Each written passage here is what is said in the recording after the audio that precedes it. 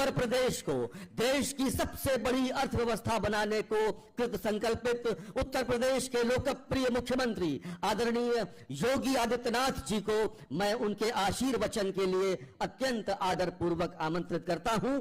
माननीय मुख्यमंत्री महोदय। मित्रों,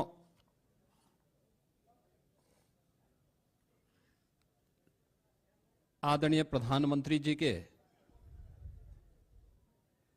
प्रेरणादायी मार्गदर्शन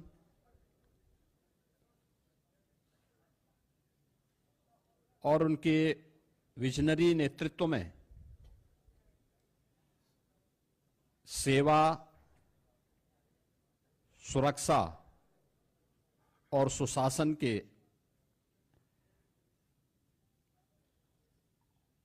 उत्तर प्रदेश की डबल इंजन सरकार के आज 8 वर्ष पूरे होने जा रहे हैं। इस अवसर पर भारतीय जनता पार्टी एनडीए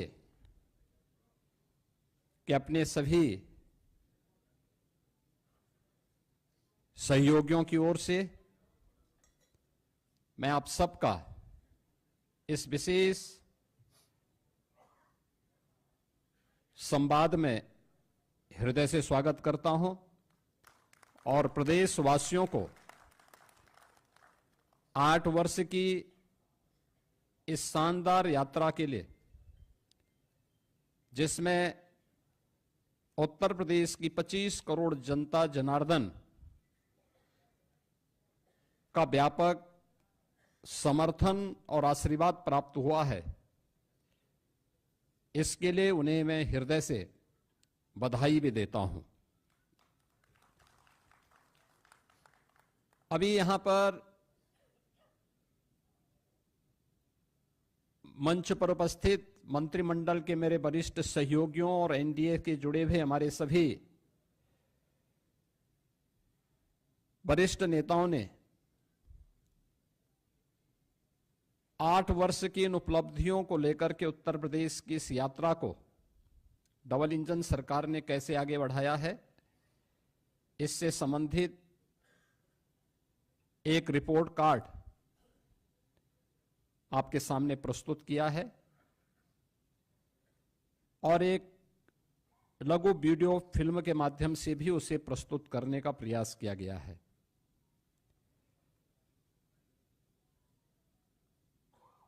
25, 26 और 27 मार्च को प्रत्येक जिला मुख्यालय पर डबल इंजन की सरकार की, केंद्र की सरकार और राज्य की सरकार के द्वारा समग्र विकास के जिन क्षेत्रों में कार्य किया गया है, वह अन्नदाता किसान के उत्थान के लिए हो, युवाओं के रोजगार के लिए हो, मातृशक्ति के स्वावलंबन के लिए हो, हस्तशिल्पी और कारीगरों के उत्थान के लिए हो, बेरोजगारों को रोजगार देने का, इंफ्रास्ट्रक्चर डेवलपमेंट का, परंपरागत उद्यमिता को नए स्किल के साथ आगे बढ़ाने का, इन सभी अलग अलग सेक्टर में क्या क्या कार्य हुए हैं, इन 3 दिवसीय विकास उत्सव के माध्यम से जनपद के अंदर उस सभी सेक्टर से जुड़े हुए जो लाभार्थी हैं, जो युवा हैं, जो मातृशक्ति है, जो उद्यमी हैं, इन सभी के सम्मान से संबंधित और विकास की योजनाओं के प्रति जनता जनार्दन की प्रति कृतज्ञता ज्ञापित करने के लिए ये 3 दिवसीय कार्यक्रम कल से प्रत्येक जनपद मुख्यालय में प्रारंभ होने जा रहे हैं। और इसीलिए मैंने आज आवश्यक समझा कि अपने सहयोगियों के साथ हम इस संवाद के माध्यम से आपके सामने इन 8 वर्षों की इस यात्रा के बारे में बताएं। आप में से ज्यादातर लोग जानते हैं 8 वर्ष पहले उत्तर प्रदेश की स्थिति क्या थी, उत्तर प्रदेश की पहचान क्या थी, उत्तर प्रदेश की अर्थव्यवस्था और उत्तर प्रदेश का इंफ्रास्ट्रक्चर क्या था, ये किसी से छुपा हुआ नहीं है। ये वही उत्तर प्रदेश है जिसके सामने पहचान का संकट था। यह वही उत्तर प्रदेश है जहां पर किसान आत्महत्या करता था, युवा पहचान के लिए मोहताज था, बेटी और व्यापारी असुरक्षित थी। यह वही उत्तर प्रदेश है जिसने दंगों के माध्यम से बिगड़ती हुई अपनी अर्थव्यवस्था को देखा है, झेला है। अराजकता के तांडव को किस हद तक अव्यवस्थित क्या कर दिया गया था, इन सभी बातों को उत्तर प्रदेश ने देखा है, झेला है। लेकिन प्रदेश वही, तंत्र वही, केवल सरकार बदलने से कैसे व्यापक परिवर्तन लाया जा सकता है, यह इन 8 वर्षों में उत्तर प्रदेश की जनता जनार्दन ने महसूस किया होगा, हर तबके के लोगों ने महसूस किया होगा। इन 8 वर्षों में जनता जनार्दन के लिए भारतीय जनता पार्टी और एनडीए की ओर से जो कार्यक्रम तय किए गए, उनका प्रभावी क्रियान्वयन किस रूप में हुआ है, या आज इसी से आप देख सकते हैं कि जो उत्तर प्रदेश 8 वर्ष पहले बीमारू राज्य माना जाता था, देश के विकास का बैरियर माना जाता था, जिस उत्तर प्रदेश को 8 वर्ष पहले केवल एक श्रम शक्ति के रूप में लोग जानते थे, आज वही उत्तर प्रदेश 8 वर्ष बाद देश की अर्थव्यवस्था ग्रोथ इंजन बनकर के उभरा है। आज वही उत्तर प्रदेश 8 वर्ष की इस यात्रा के दौरान देश के अंदर अर्थ पुंज बनकर के उतरा है, अर्थ शक्ति के रूप में उभरा है। आज यही उत्तर प्रदेश प्रत्येक सेक्टर में जो देश के विकास का एक बैरियर माना जाता था, आज वही उत्तर प्रदेश देश के विकास का ब्रेक थ्रू बनकर के उसको एक नई दिशा देने के लिए हर एक सेक्टर में आगे बढ़ता हुआ दिखाई दे रहा है। खासतौर पर अगर मैं एग्रीकल्चर सेक्टर की ही बात करूं, 2017 के पहले उत्तर प्रदेश के अंदर ये क्षेत्र पूरी तरह उपेक्षित था। हम लोगों ने हमेशा इस बात को माना है कि विकास की जो ये अवधारणा है, हमें पहले अपने उन सेक्टर को चिन्हित करना पड़ेगा जिसमें हमारे लिए सबसे आसान और सबसे महत्वपूर्ण संभावना है।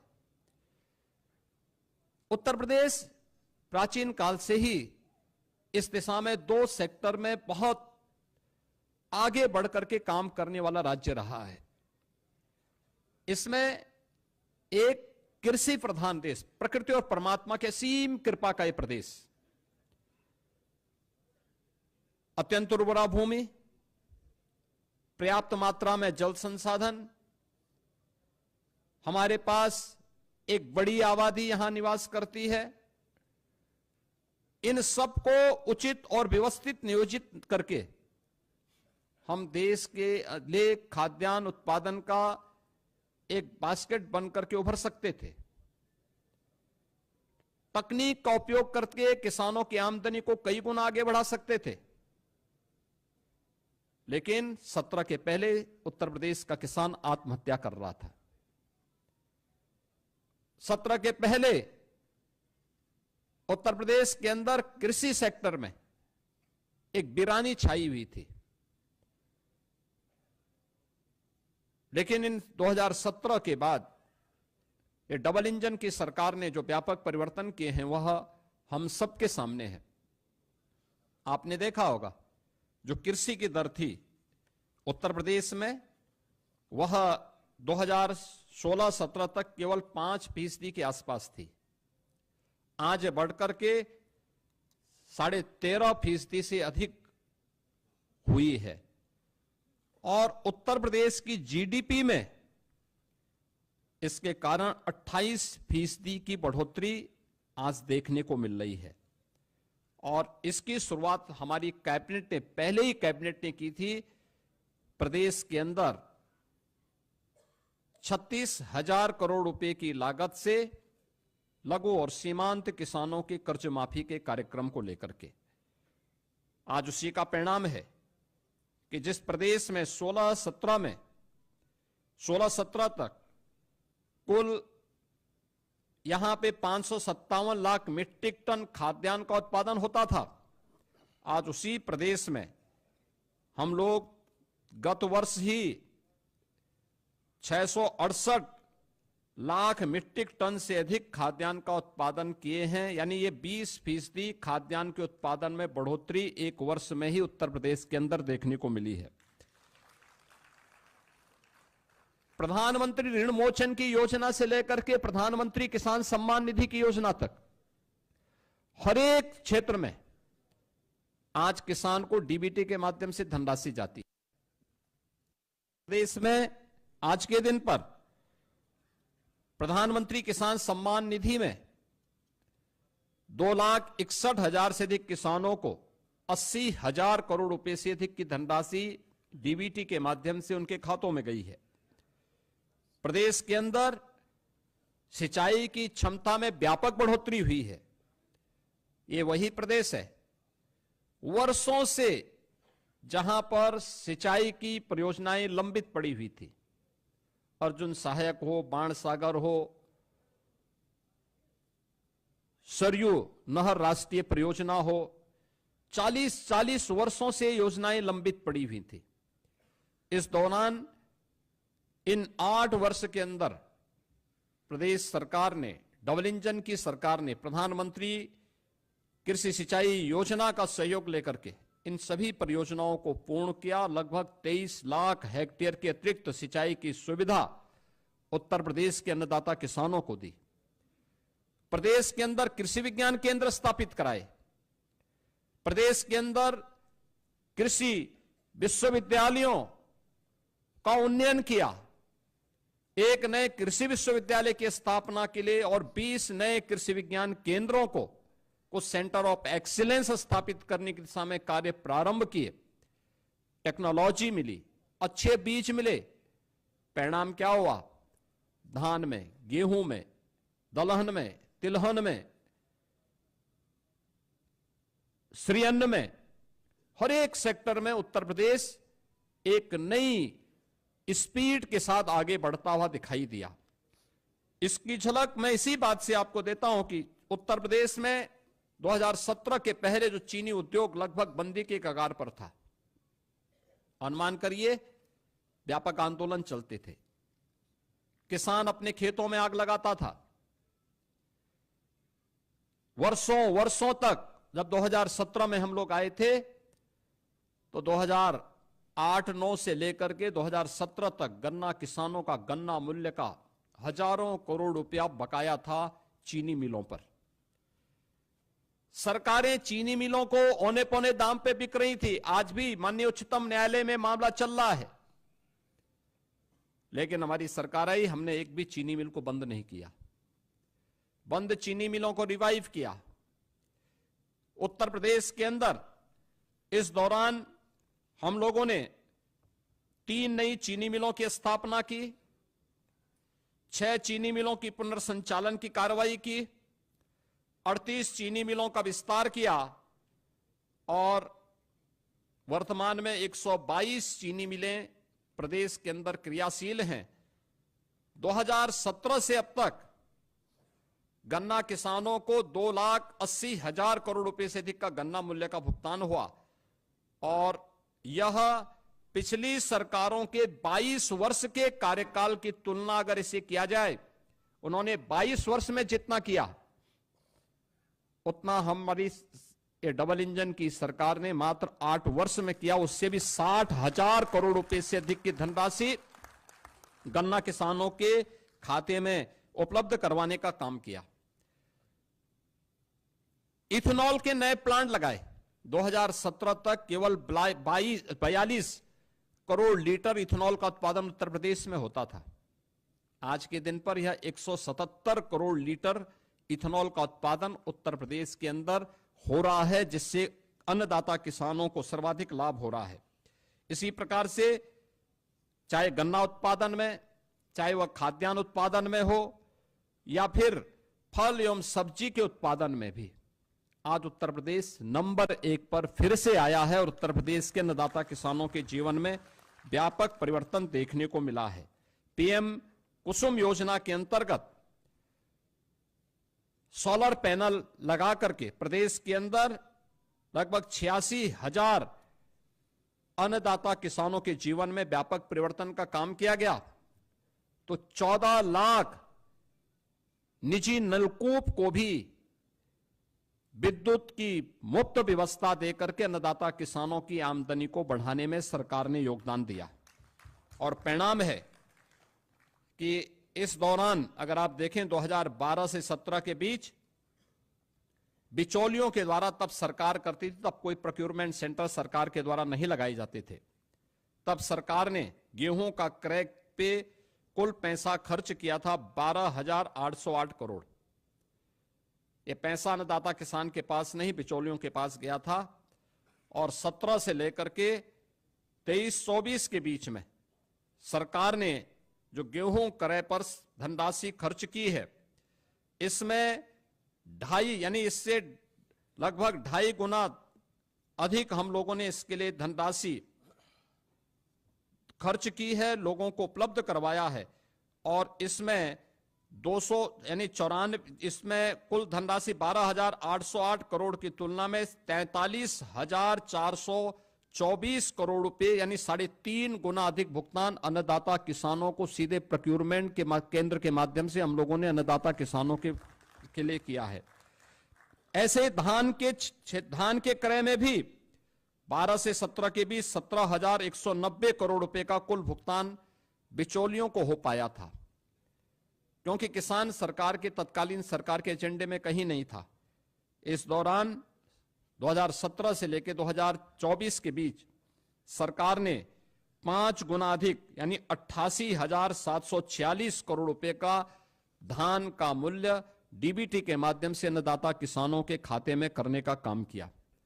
प्रदेश के अंदर 32 लाख हेक्टेयर से अधिक भूमि को बाढ़ से बचाव करने में सरकार ने सफलता प्राप्त की है।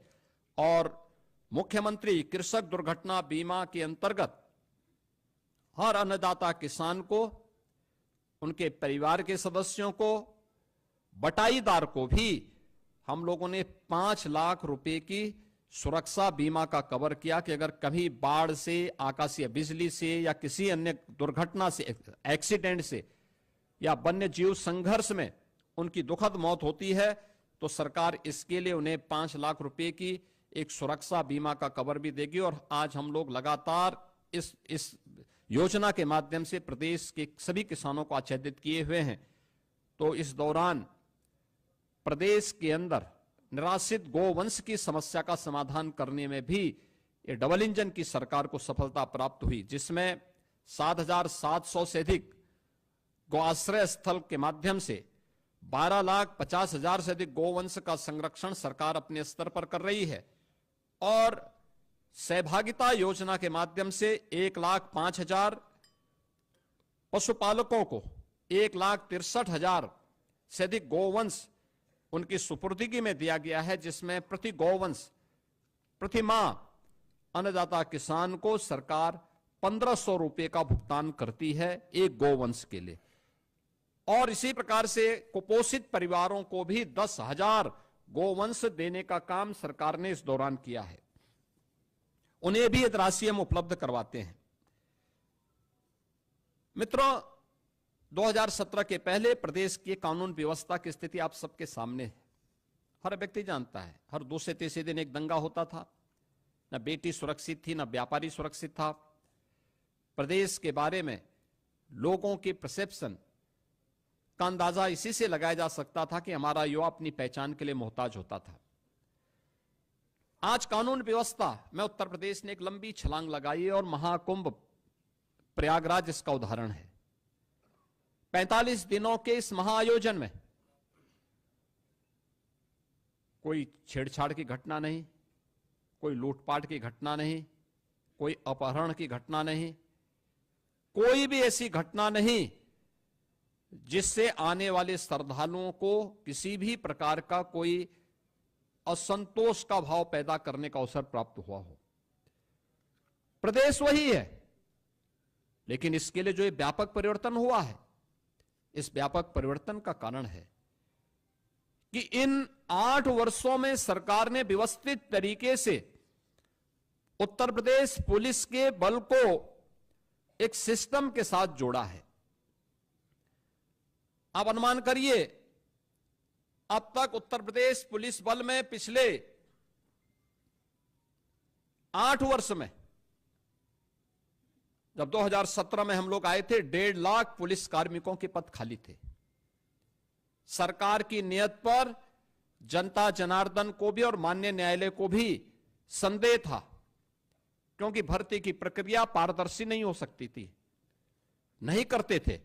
लेकिन पहली बार हुआ जब पारदर्शी भर्ती की प्रक्रिया के माध्यम से सरकार ने 1,56,000 से अधिक पुलिस कार्मिकों की भर्ती, जो आज सेवा दे रहे हैं, उन्हें उत्तर प्रदेश पुलिस बल का हिस्सा बनाया है।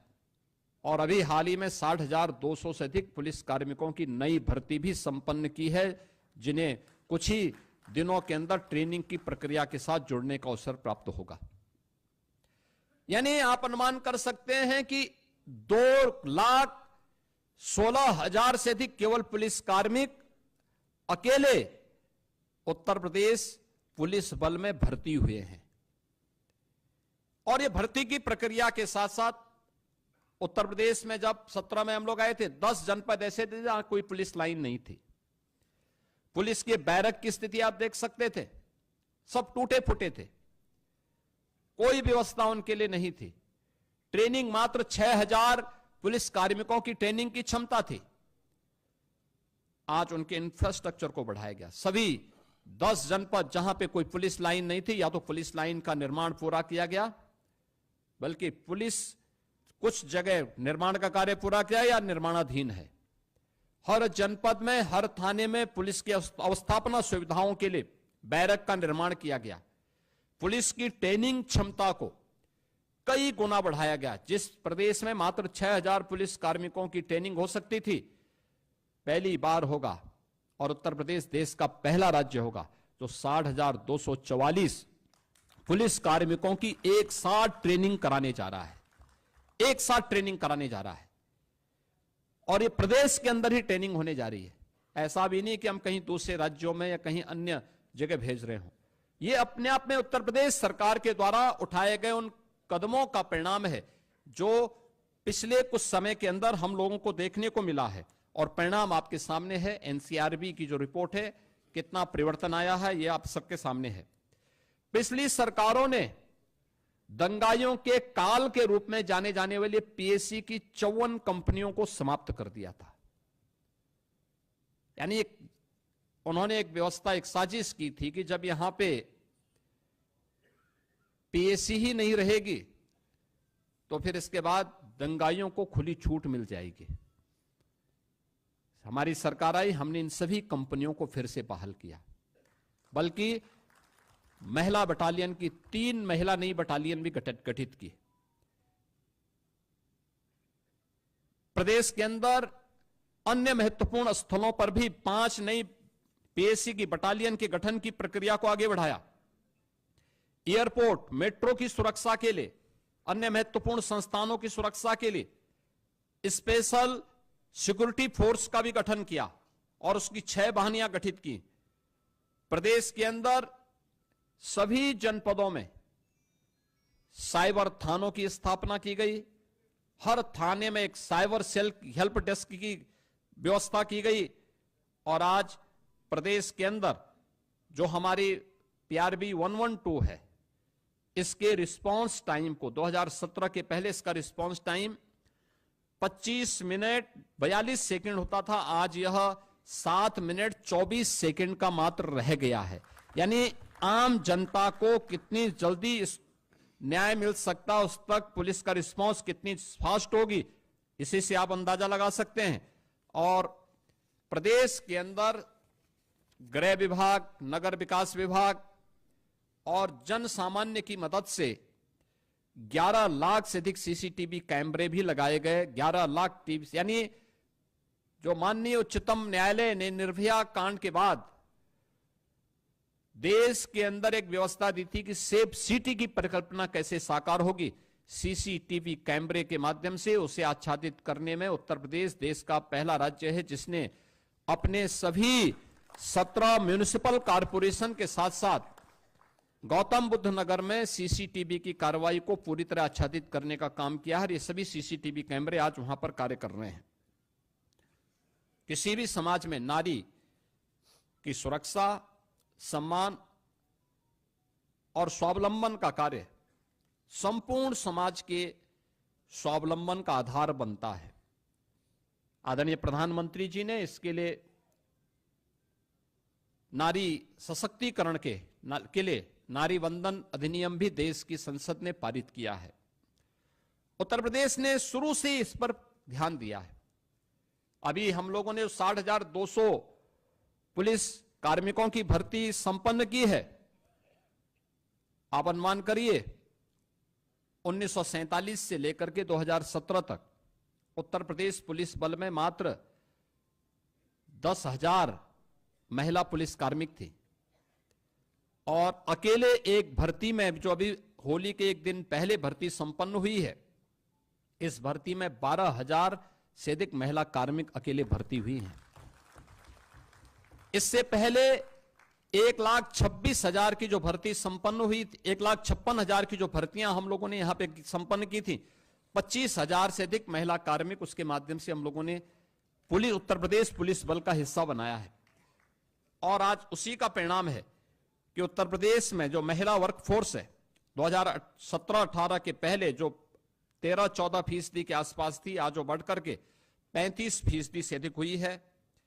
प्रदेश के अंदर मातृवंदना योजना में, केंद्र सरकार की प्रधानमंत्री मातृवंदना योजना में 60 लाख माताएं इससे लाभान्वित हो रही हैं।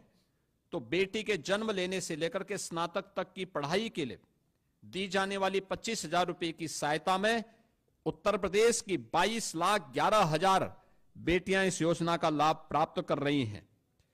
प्रदेश के अंदर VC सखी सभी 57,000 ग्राम पंचायतों में बैंकिंग की सुविधा में अपना योगदान दे रही हैं। तो महिला स्वयंसेवी समूह में लगभग 1 करोड़ बहनें योगदान देकर के आर्थिक स्वावलंबन की दिशा में अपना योगदान दे रही हैं। मुख्यमंत्री सामूहिक विवाह योजना में 4,76,000 से अधिक सामूहिक विवाह के संपन्न हुए हैं, जिसके लिए इस बार के बजट में सरकार ने तय किया है कि 51,000 से अब इस राशि को बढ़ा करके अप्रैल से इसको 1 लाख रुपए करने की घोषणा भी की है, जिसको हम अप्रैल में लागू करने जा रहे हैं। प्रदेश के अंदर उत्तर प्रदेश राज्य ग्रामीण आजीविका मिशन के अंतर्गत भी 95 लाख से अधिक महिलाओं को इस कार्यक्रम के माध्यम से स्वावलंबन के साथ जोड़ने का कार्य हुआ है और 2 लाख से अधिक महिलाएं PM स्वनिधि योजना में स्ट्रीट वेंडर में लगी हुई महिलाओं को उस योजना के साथ जोड़ा गया है और 1 करोड़ महिलाओं को PM स्वामित्व योजना में, जहां पे झोपड़ी है, जहां पे मकान है, वहां का मालिकाना अधिकार देने का काम ये देश के अंदर नंबर 1 पर उत्तर प्रदेश ने सर्वाधिक घरौनी PM घरौनी देने का काम उत्तर प्रदेश ने किया है। प्रदेश के अंदर उत्तर प्रदेश में 7 जनपदों में हम लोगों ने इस बजट में व्यवस्था की है कि कामकाजी महिलाओं के लिए पुण्य श्लोका लोकमाता अहिल्याबाई होलकर के नाम पर वाराणसी, मेरठ, प्रयागराज, कानपुर, झांसी, आगरा और गोरखपुर में कामकाजी महिलाओं के लिए छात्रावास के निर्माण की कार्रवाई को भी हम लोग इस नए बजट में क्रियान्वित करने जा रहे हैं। मित्रों, प्रदेश वही है जिस प्रदेश का युवा पहले अपनी पहचान के लिए मोहताज था। आज उत्तर प्रदेश का नौजवान हो, अन्नदाता किसान हो, उत्तर प्रदेश की कोई बेटी या बहन हो, या उत्तर प्रदेश का व्यापारी या उद्यमी, जीवन के किसी भी क्षेत्र का कोई युवा या समाज का कोई भी व्यक्ति आज जब उत्तर प्रदेश के बाहर जाता है तो उसके सामने अब पहचान को छुपाने की समस्या नहीं होती है। आज वो बड़े गर्व के साथ अपने आप को उत्तर प्रदेश वासी कह सकता है और नए भारत का नया उत्तर प्रदेश किस रूप में अपनी युवा शक्ति के बल पर आगे बढ़ रहा है, यह हम इसी से अंदाजा लगा सकते हैं कि 2016-17 में जिस उत्तर प्रदेश की बेरोजगारी दर 19% से अधिक थी, आज वह घट करके मात्र 3% रह गई है। चाहे वह कृषि के सेक्टर में किए गए परिवर्तन हो या फिर एमएसएमई सेक्टर में, सूक्ष्म लघु मध्यम उद्यम के क्षेत्र में, या अपने हस्तशिल्पी और कारीगरों के उन्नयन के माध्यम से, उनके स्किल डेवलपमेंट के माध्यम से। उत्तर प्रदेश पहला राज्य था जिसने ओडीओपी की स्कीम चलाई, वन डिस्ट्रिक्ट वन प्रोडक्ट के माध्यम से परंपरागत उद्यम को प्रोत्साहित करने का काम किया। इसने उत्तर प्रदेश के एक्सपोर्ट को 86,000 करोड़ रुपए से बढ़ा करके 2 लाख करोड़ रुपए से अधिक बढ़ाने का काम किया है और उत्तर प्रदेश भी एक एक्सपोर्ट स्टेट के रूप में स्थापित हो सकता है, उत्तर प्रदेश ने साबित किया है। उत्तर प्रदेश में हम लोगों ने अब तक 8 लाख से अधिक भर्तियां, सरकारी नौकरियां उत्तर प्रदेश के युवाओं को दी है। एमएसएमई सेक्टर में 2 करोड़ से अधिक युवा इनके साथ यहां पे या तो नौकरी या स्वतः रोजगार के साथ जुड़ा है और साथ साथ निवेश की जो व्यापक संभावनाएं उत्तर प्रदेश के अंदर बनी है, इनमें भी उत्तर प्रदेश ने बड़े पैमाने पे उत्तर प्रदेश के युवाओं को इसके साथ जोड़ने का काम किया है। प्रदेश में आज के दिन पर 50 लाख से अधिक युवाओं को हमने डिजिटली सक्षम बनाने में सफलता प्राप्त की है, जिसे टैबलेट और स्मार्टफोन देकर के उन्हें इस दिशा में आगे बढ़ाने का काम किया है। तो आज उत्तर प्रदेश के अंदर हम देख सकते हैं कि सबसे बड़ा एमएसएमई का base 96 lakh MSME unit UP के पास है। अपने हस्तशिल्पी और कारीगरों के लिए विश्वकर्मा श्रम सम्मान की जैसी स्कीम आज उत्तर प्रदेश चला रहा है, जिसमें लाखों ऐसे हस्तशिल्पी और कारीगरों के स्किल डेवलपमेंट के लिए उन्हें फ्री में टूल किट उपलब्ध कराने, सस्ते में लोन उपलब्ध करवाने की कार्रवाई को आगे बढ़ाने का काम किया है। और वर्तमान में एक नई स्कीम, मुख्यमंत्री युवा उद्यमी स्कीम, जो अब तक की बहुत लोकप्रिय स्कीम होने जा रही है, जिसमें 31 मार्च तक 1 लाख नए युवा उद्यमी उत्तर प्रदेश बनाने के लक्ष्य रखे हैं। उस कार्यक्रम को हम लोग आगे बढ़ाने जा रहे हैं, जिसमें 5 लाख रुपए तक का ब्याज मुक्त ऋण प्रथम चरण में, मार्जिन मनी 10% और गारंटी मुक्त लोन देने की कार्रवाई को भी सरकार आगे बढ़ा रही है। शिक्षा, जिस प्रदेश की स्थिति ऐसी रही हो कि नकल जन्मसिद्ध अधिकार कुछ लोग मानते थे, आज वहां नकल विहीन परीक्षाएं हो रही हैं। बेसिक शिक्षा परिषद के स्कूल जो बंदी के कगार पर थे, आज उनमें 50 लाख से अधिक बच्चों की बढ़ोतरी। उन सभी बच्चों को 1200 रुपए 2 यूनिफॉर्म के लिए, बैग के लिए, बुक्स के लिए, शूज और सॉक्स के लिए, स्वेटर के लिए सरकार डीबीटी के माध्यम से उपलब्ध करवाने का कार्य कर रही है। सभी विद्यालयों में बालक बालिकाओं के लिए टॉयलेट की व्यवस्था, पेयजल की व्यवस्था, डिजिटल लाइब्रेरी की व्यवस्था, अच्छी फ्लोरिंग की व्यवस्था, ये सभी कुछ से आच्छादित करने में सफलता प्राप्त हुई है। साथ साथ माध्यमिक स्कूलों में जर्जर पड़े भवनों के पुनर्निर्माण के लिए प्रदेश सरकार ने अलंकार योजना के माध्यम से एक नई स्कीम प्रारंभ की है और इसको भी तेजी के साथ आगे बढ़ाने का काम कर रही है। अब जर्जर विद्यालय नहीं होंगे। प्रदेश के अंदर हर एक कमिश्नरी में एक विश्वविद्यालय हो, राज्य विश्वविद्यालय हो। ऐसी 6 कमिश्नरी ऐसी थी जहां कोई राज्य विश्वविद्यालय नहीं था। उन विश्वविद्यालयों के निर्माण के कार्यक्रम को भी प्रदेश सरकार ने आगे बढ़ाया।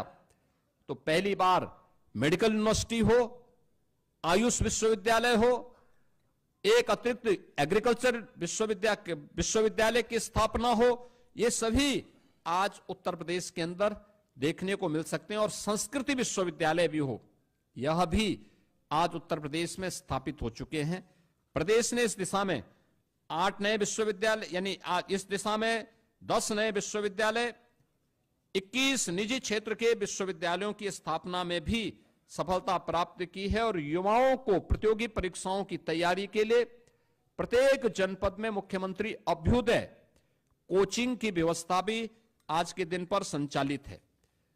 प्रदेश के अंदर अनुसूचित जाति जनजाति के सभी छात्रों को आज के दिन पर हम लोग स्कॉलरशिप उपलब्ध करा रहे हैं, 100% स्कॉलरशिप दे रहे हैं, और ओबीसी के भी छात्रों को 2017 तक मात्र 1200 करोड़ रुपए की स्कॉलरशिप मिल पाती थी, आज वो बढ़कर के 2500 करोड़ रुपए सरकार ने किया है, जिससे हर उस बच्चे को जो उसकी पात्रता की श्रेणी में आता है उसको स्कॉलरशिप से जोड़ा जा सके। आज उसमें भी सरकार को सफलता प्राप्त हुई है। उत्तर प्रदेश ने गरीब कल्याण के क्षेत्र में ये डबल इंजन की सरकार ने एक लंबी छलांग लगाई है। पिछले 8 वर्ष में 6 करोड़ से अधिक गरीबों को गरीबी रेखा से ऊपर उठाने में मदद मिली है। 15 करोड़ उत्तर प्रदेश के वासी आज भी प्रतिमाह पिछले 5 वर्ष से फ्री में राशन की सुविधा का लाभ प्राप्त कर रहे हैं। 1 करोड़ 86 लाख उज्ज्वला योजना के कनेक्शन उपलब्ध हुए हैं। होली और दीपावली में एक रसोई गैस के सिलेंडर उन्हें फ्री में उपलब्ध करवाए जा रहे हैं। प्रधानमंत्री किसान सम्मान निधि में 2 करोड़ 62 लाख किसानों को इस योजना से जोड़ा गया है, जिन्हें प्रतिवर्ष 6000 रुपए उनको डीबीटी के माध्यम से केंद्र सरकार उपलब्ध करवा रही है, और 9 करोड़ से अधिक लोगों को उत्तर प्रदेश में गोल्डन कार्ड उपलब्ध करवा करके प्रधानमंत्री जन आरोग्य योजना आयुष्मान भारत के अंतर्गत उन्हें आच्छादित करने वाला, ये सभी जो आंकड़े हैं ये दिखाता है कि ये सबसे अधिक देश के अंदर इन सभी क्षेत्रों में उत्तर प्रदेश काफी आगे है, और इसमें सबसे लंबी छलांग लगाने वाला है। 56 लाख गरीबों को एक आवास उपलब्ध कराने में ये सभी स्कीम है, जिसमें उत्तर प्रदेश नंबर 1 पर देश में है। और मित्रों, 2017 के पहले निराश्रित महिला पेंशन, वृद्धावस्था पेंशन, दिव्यांगजन पेंशन 55 लाख महिलाओं को, वृद्धजनों को या दिव्यांगजनों को मिलती थी। आज ये संख्या बढ़कर के 1 करोड़ 6 लाख महिलाओं को, वृद्धजनों को और दिव्यांगजनों को उत्तर प्रदेश दे रही है।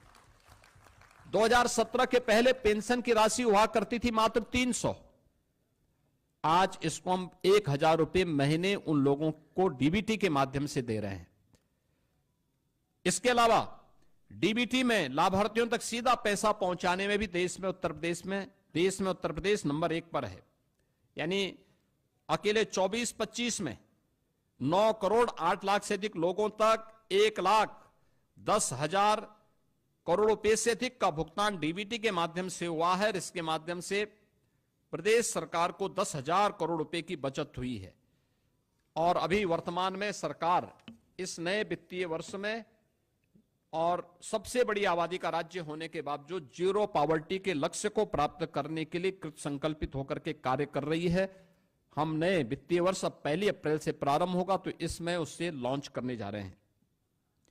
इंफ्रास्ट्रक्चर के लिए प्रदेश के बारे में एक मान्यता थी, जहां से गड्ढे शुरू हो जाएं समझ लो उत्तर प्रदेश की सीमा आ गई। सड़क में गड्ढा है या गड्ढे में सड़क है ये पता नहीं लगता था। आज मित्रों, आप गूगल में सर्च करिए, आपको पता लगेगा एक्सप्रेसवे कौन है, तो नाम आएगा उत्तर प्रदेश। 6 एक्सप्रेसवे वर्तमान में उत्तर प्रदेश के अंदर संचालित है। 11 पे हम कार्य कर रहे हैं, या तो निर्माणाधीन है या प्रस्तावित हैं, जिन पे नए वित्तीय वर्ष में काम प्रारंभ होने जा रहा है। और गंगा एक्सप्रेसवे के बनते ही देश के अंदर एक्सप्रेसवे में उत्तर प्रदेश का 55% हिस्सेदारी अकेले उत्तर प्रदेश की होगी। सबसे बड़ा रेल नेटवर्क यूपी के पास, सबसे ज्यादा मेट्रो का संचालन उत्तर प्रदेश के अंदर हो रहा है। 2017 के पहले क्या था? लखनऊ में आधी अधूरी मेट्रो थी। 1.5 एक्सप्रेसवे थे, आज 6 एक्सप्रेसवे हैं, 11 पे हम काम करने जा रहे हैं। आज 6 सिटी, देश के अंदर सर्वाधिक 6 सिटी में मेट्रो का संचालन यूपी कर रहा है। देश की पहली रैपिड रेल यूपी के अंदर है, दिल्ली से मेरठ के बीच में, और देश का पहला वाटरवे हल्दिया वाराणसी के बीच में यह संचालित हो चुका है। यानी लैंडलॉक्ड स्टेट से उत्तर प्रदेश मुक्त हो चुका है और इनलैंड वाटरवे अथॉरिटी का गठन करके उत्तर प्रदेश वाटरवे की सुविधा को वाराणसी से प्रयागराज तक और बलिया से अयोध्या तक पहुंचाने के लिए पूरी प्रतिबद्धता के साथ आगे बढ़ रहा है, जिससे इन संभावनाओं के माध्यम से उत्तर प्रदेश के प्रोडक्ट को एक्सपोर्ट के माध्यम से दुनिया के बाजार तक पहुंचाया जा सके और यहां के अन्नदाता किसानों का, यहां के हस्तशिल्पी और कारीगरों का और यहां के उद्यमियों की इनकम को बढ़ाकर के प्रदेश की अर्थव्यवस्था को और सुदृढ़ किया जा सके, इस दिशा में सरकार कार्य कर रही है।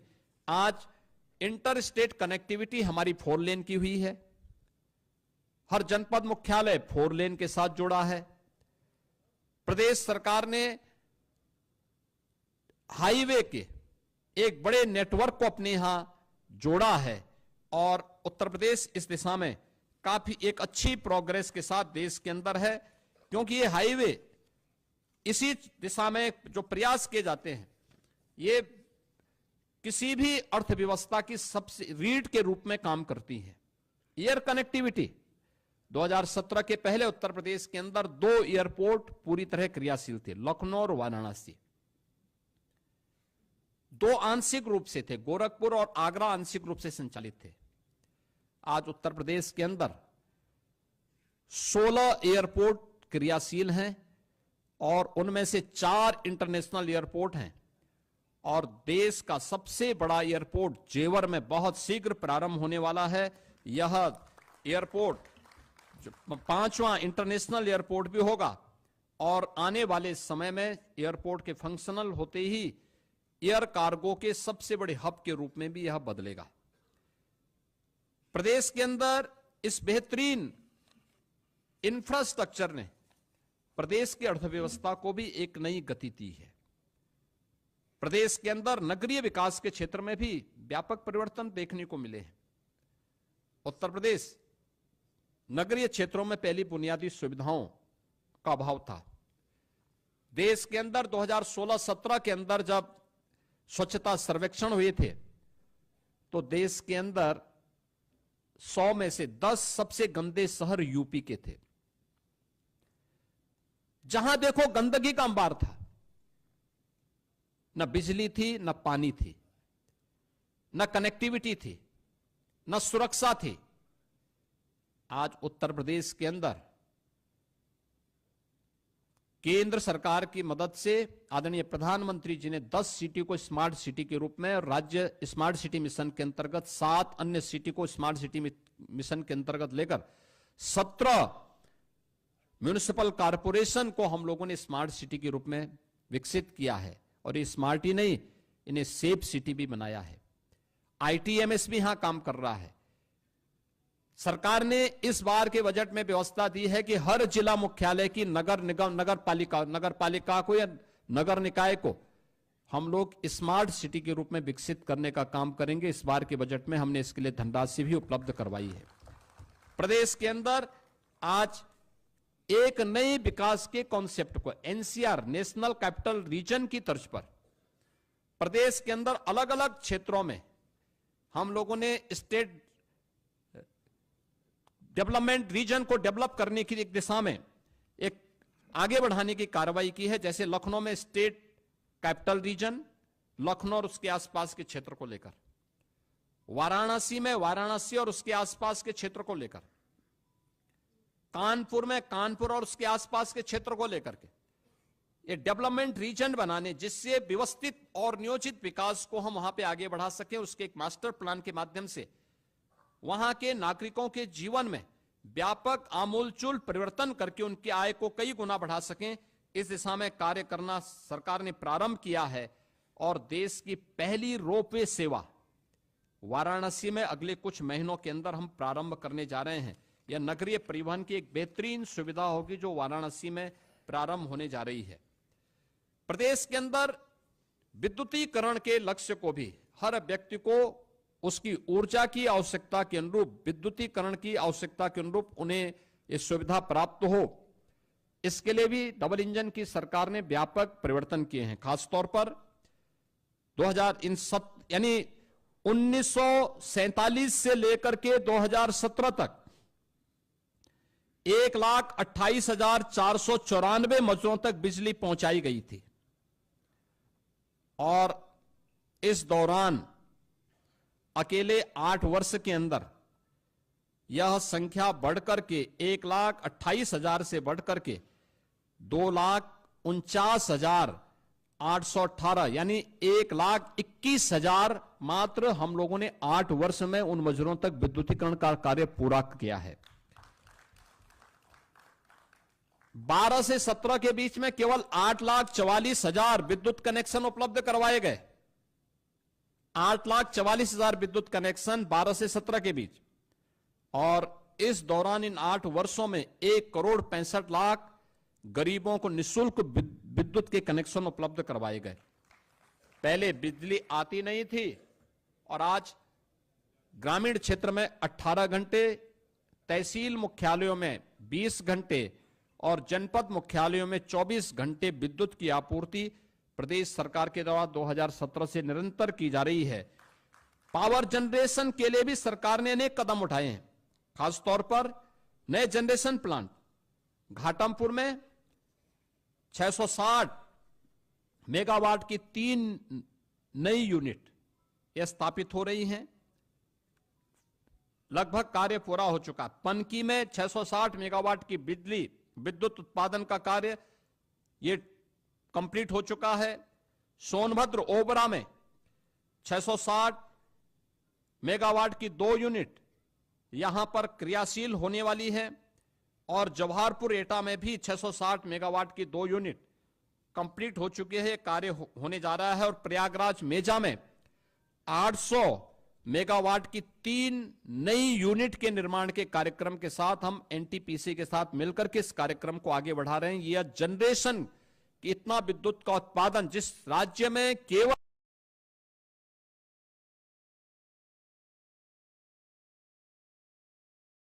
6,000 मेगावाट की विद्युत की आपूर्ति राज्य अपने स्रोत से कर पा रहा था, आज उससे ज्यादा विद्युत का उत्पादन के साथ साथ हम लोग पीक आवर में 33,33,000 मेगावाट की बिजली की आपूर्ति प्रदेशवासियों को हम लोग कर रहे हैं। वर्तमान में प्रदेश सरकार कर रही है। मित्रों, सौर ऊर्जा के क्षेत्र में भी 2017 के पहले अगर हम देखें तो मात्र 228 मेगावाट की परियोजना उत्तर प्रदेश के अंदर क्रियाशील थी और इन 8 वर्षों में हम लोगों ने 2653 मेगावाट क्षमता की ऊर्जा सौर ऊर्जा उत्पादन की है।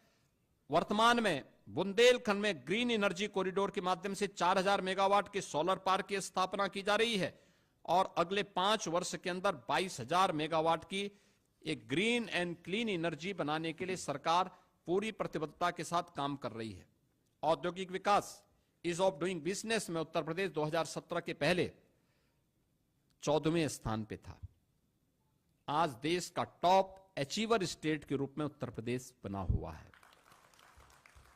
मित्रों, यह सब संभव हो पाया है आदरणीय प्रधानमंत्री जी की प्रेरणादायी मार्गदर्शन में।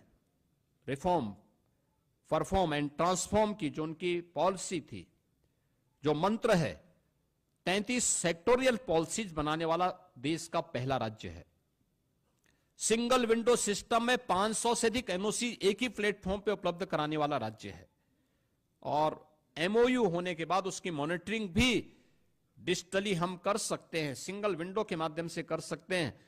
यह करने वाला राज्य है। न केवल व्यक्ति बल्कि उसकी पूंजी की सुरक्षा की गारंटी लेने वाला राज्य है और उसी का परिणाम है कि 15 लाख करोड़ रुपए से अधिक की निवेश की परियोजनाओं को जमीनी धरातल पर उतारने वाला देश का एक महत्वपूर्ण राज्य बनकर के उत्तर प्रदेश आगे बढ़ा है।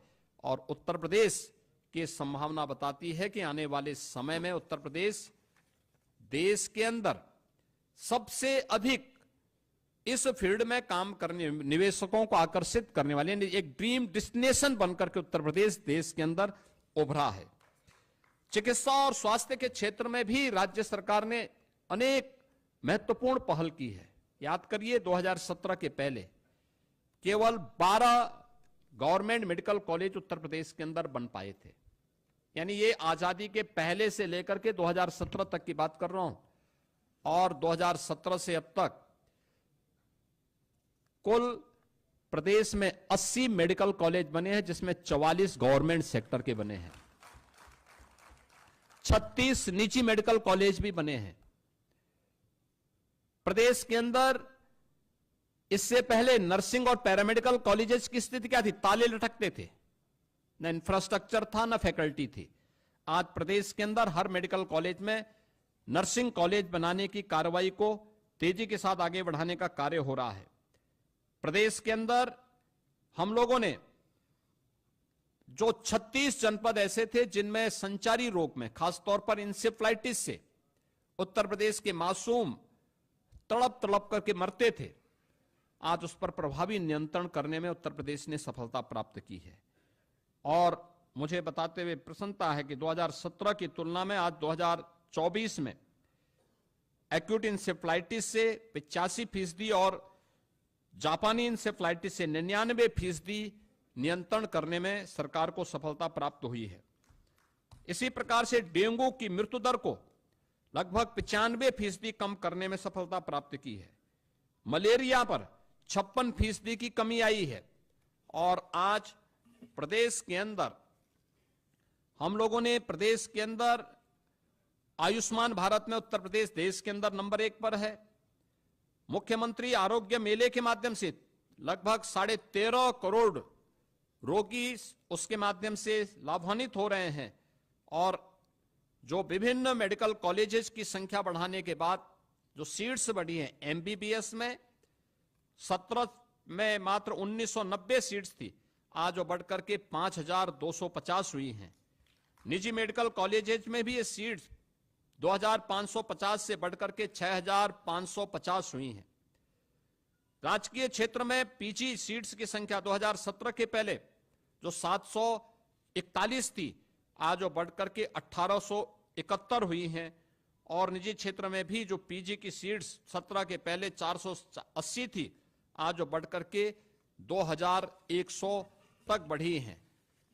प्रदेश में सुपर स्पेशलिटी 2017 में मात्र कुछ ही मेडिकल कॉलेजेस में भी उसकी भी बहुत कम ब्रांचेज हुआ करती थी। आज लगभग हर एक जनपद में सुविधा है।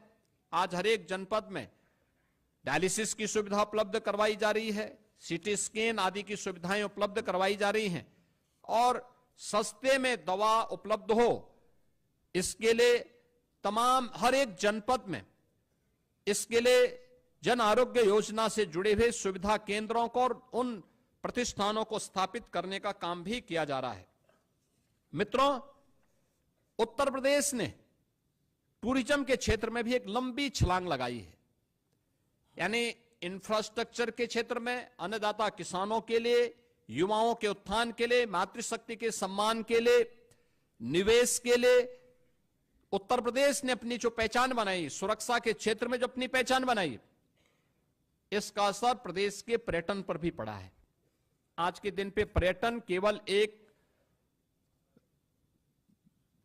मनोरंजन का साधन मात्र नहीं है, बल्कि आस्था भी अर्थव्यवस्था को सुदृढ़ करने का सशक्त माध्यम बन सकती है।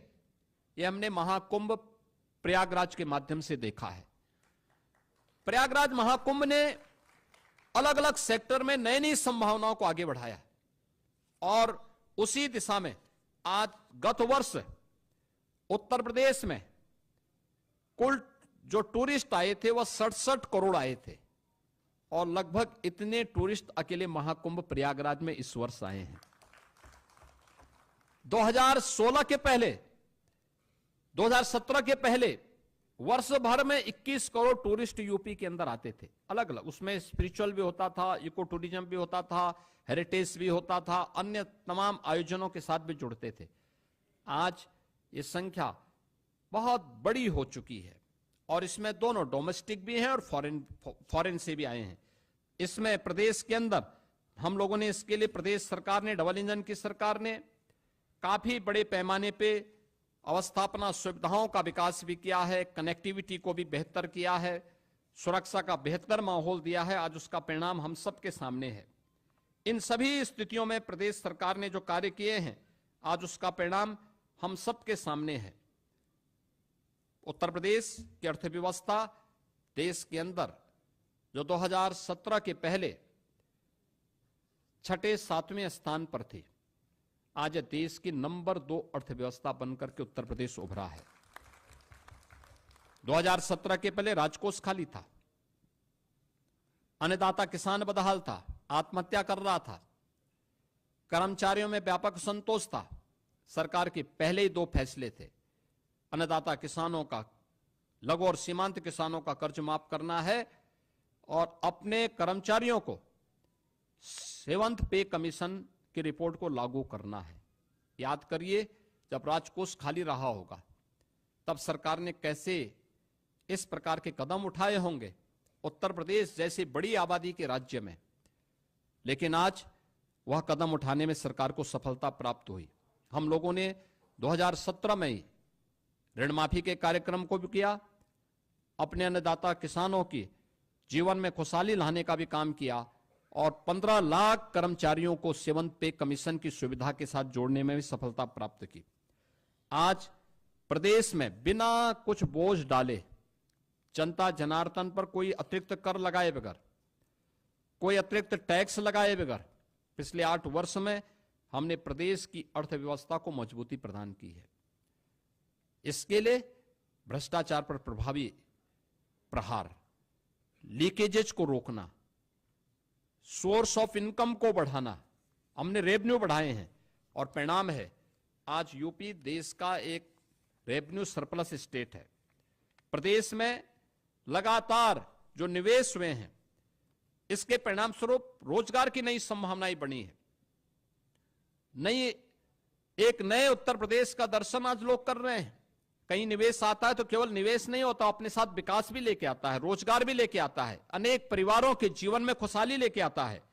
और परिणाम है 2017 के पहले 12,75,000 करोड़ रुपए की अर्थव्यवस्था आज 27.5 लाख करोड़ रुपए से, यानी दुगने से अधिक पहुंची है। पर कैपिटा इनकम दुगने से अधिक हुई है। प्रदेश ने इस दिशा में काफी अच्छे जो पहल की है, वह परिणाम हम सबके सामने है। और मैं उस दिशा में केवल यही मुझे कहना है कि प्रदेश आज एक अच्छी दिशा में बढ़ रहा है। इसमें खासतौर पर अगर हम इस अलग अलग सेक्टर में इसमें देखें, एफडीआई में 2000 से लेकर के 2017 के बीच 17 वर्षों में मात्र 3,300 करोड़ रुपए फॉरेन डायरेक्ट इन्वेस्टमेंट यूपी में आया था। और अप्रैल 17 से लेकर के 2024 तक 14,808 करोड़ रुपए की यहां पर से अधिक केवल एफडीआई आया है। ऐसे ही इन 70 वर्षों में पर कैपिटा इनकम मात्र 46,000 तक पहुंच पाई थी।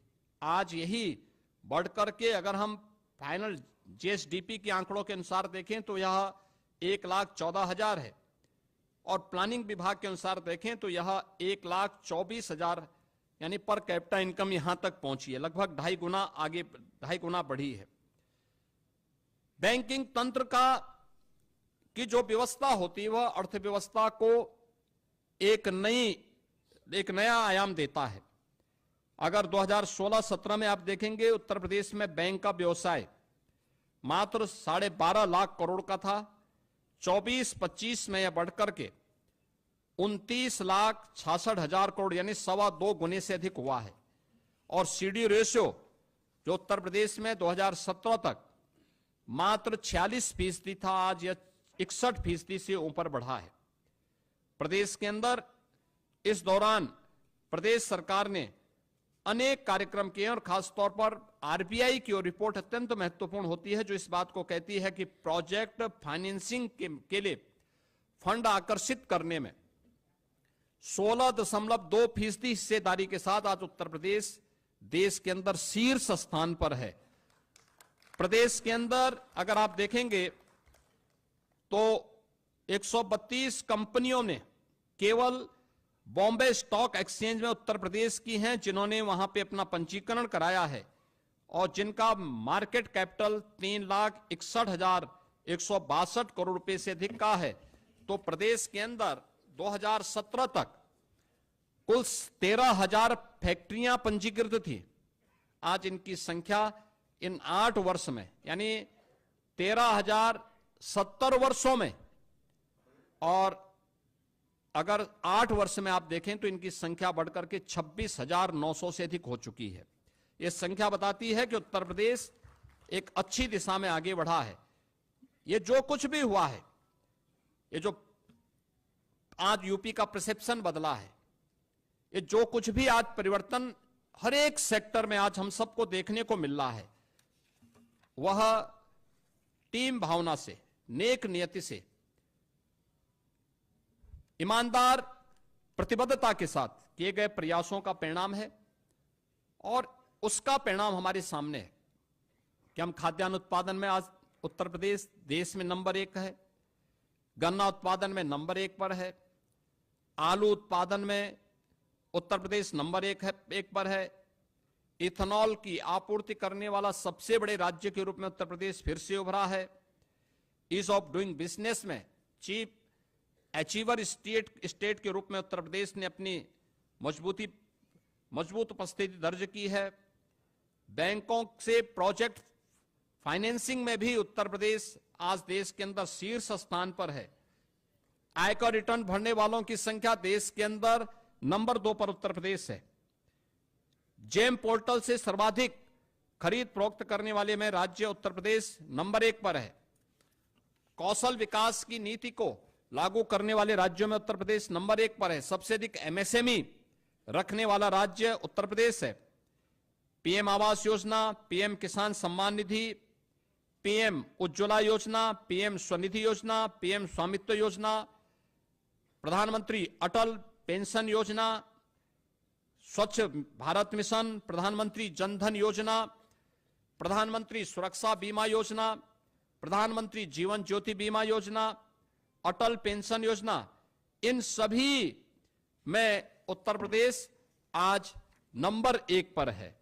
ये योजनाएं बताती हैं कि उत्तर प्रदेश के अंदर पिछले 8 वर्ष के अंदर जीवन के प्रत्येक क्षेत्र में डबल इंजन की सरकार ने आदरणीय प्रधानमंत्री जी के मार्गदर्शन में जो कदम बढ़ाए हैं वह एक सही दिशा में बढ़ाए गए कदम हैं।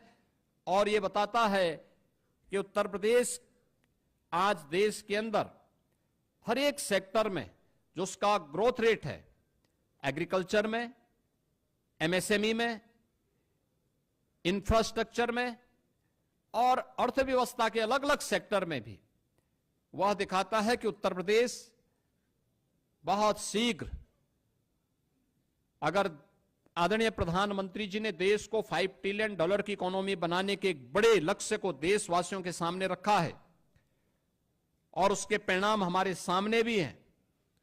2014 में जिस देश की अर्थव्यवस्था 10वें 11वें स्थान पर थी, आज वह देश दुनिया का 5वीं बड़ी अर्थव्यवस्था है। 2027 में तीसरी बड़ी अर्थव्यवस्था बनेगा। उत्तर प्रदेश आज नंबर 2 की देश की अर्थव्यवस्था है।